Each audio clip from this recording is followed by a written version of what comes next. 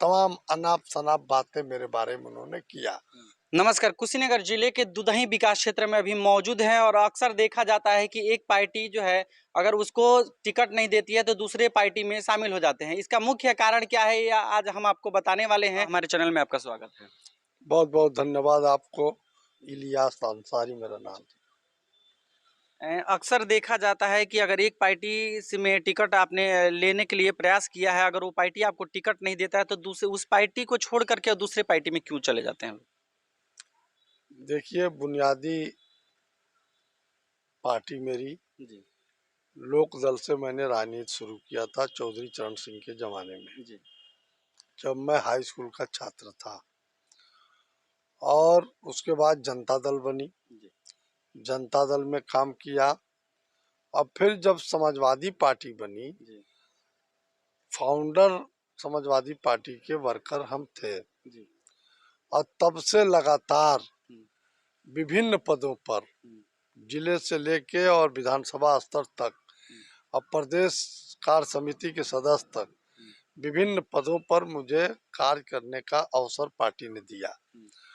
अंत में मुझे जिलाध्यक्ष भी बनाया और प्रदेश कार्य समिति का सदस्य भी बनाया। मेरी बुनियादी पार्टी समाजवादी पार्टी है और मैं डॉक्टर राम मनोहर लोहिया, स्वर्गीय जनेश्वर मिश्र, जयप्रकाश नारायण जी, मोहन सिंह जी, बेनी प्रसाद वर्मा जी और मुलायम सिंह यादव जी के सिद्धांतों पर चलने वाला एक कार्यकर्ता हूँ। 3 बार मैंने टिकट मांगा और तीनों बार कोई न कोई परिस्थिति आई जिसकी वजह से मेरा टिकट कट गया था। चौथी बार इस बार 2022 में मैंने टिकट मांगा और हमारे लोकप्रिय देश के नेता माननीय अखिलेश यादव जी ने मुझे स्पष्ट तौर पर कह दिया था कि आप तैयारी कीजिए, हम आपको चुनाव लड़ाएंगे और आप चुनाव जीतेंगे भी, सारी रिपोर्ट आपके पक्ष में है। मैं उसी हिसाब से तैयारी भी कर रहा था। बीच में स्वामी प्रसाद मौर्य जी ने पटौना छोड़कर जब इस पार्टी में आए तो उन्होंने आते ही राष्ट्रीय अध्यक्ष के ऊपर दबाव बनाया कि हम फाजिल नगर से ही लड़ेंगे। राष्ट्रीय नेतृत्व ने उनको मनाने का प्रयास किया लेकिन वह नहीं माने और जिद पर अड़ गए कि हम फाजिल नगर से लड़ेंगे। पार्टी ने टिकट घोषित कर दिया और वह चुनाव मैदान में आ गए।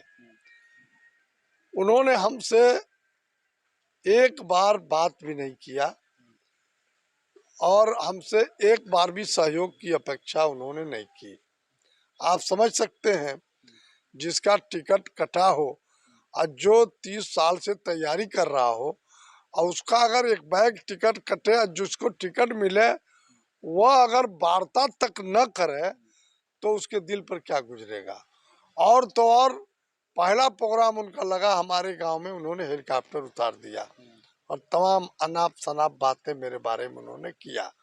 मुझे मजबूर होकर आंख में आंसू लेकर माननीय अपने राष्ट्रीय नेतृत्व को छोड़ना पड़ा और बहुजन समाज पार्टी से मुझे चुनाव लड़ना पड़ा। ये एक्सीडेंटल मामला था।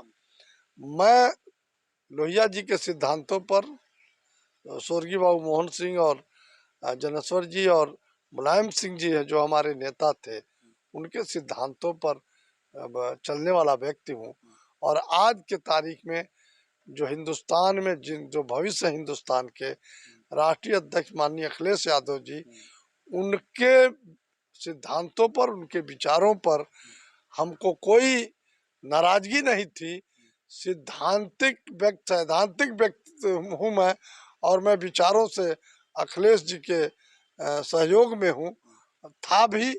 और मैं पार्टी में मैं वापस आया।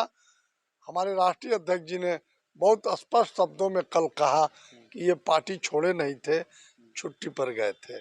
मैं कोई कारण नहीं, मेरा विचार जो है वो मिलता है समाजवाद से, इसलिए मैं समाजवादी पार्टी में नहीं, जैसे आम जनमानस में ये चर्चा है कि आपने बहुजन समाज पार्टी को अपनाया और फिर कोई वहां से आपको पार्टी का टिकट नहीं दिया गया तो आप फिर समाजवादी पार्टी में आ गए।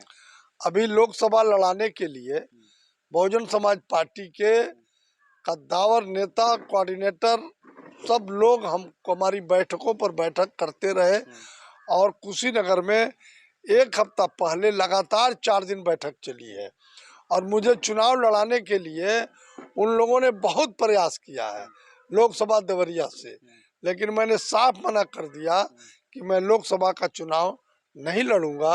मुझे विधानसभा 2027 में चुनाव लड़ना है, मैं लोकसभा का चुनाव नहीं लड़ूंगा।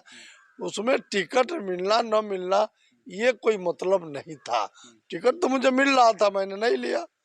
मैं समाजवादी पार्टी के एक सिपाही के रूप में समाजवादी पार्टी में शामिल हुआ हूं और अपने राष्ट्रीय नेतृत्व को बहुत बधाई देता हूं कि राष्ट्रीय नेतृत्व ने मेरे ऊपर बहुत विश्वास किया है और मैंने विश्वास पर खरा उतरने का प्रयास करूंगा।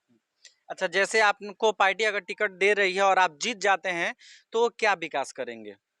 देखिए, हमारा जो क्षेत्र है ये पूरी तरह से विकास से अछूता क्षेत्र है।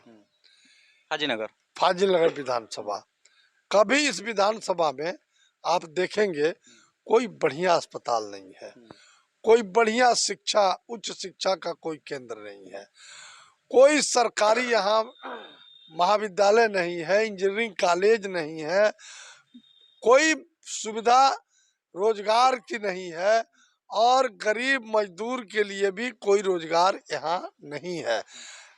सड़क, पुल पुलिया का बहुत अभाव है, सड़कें इस विधानसभा की बहुत खराब हैं।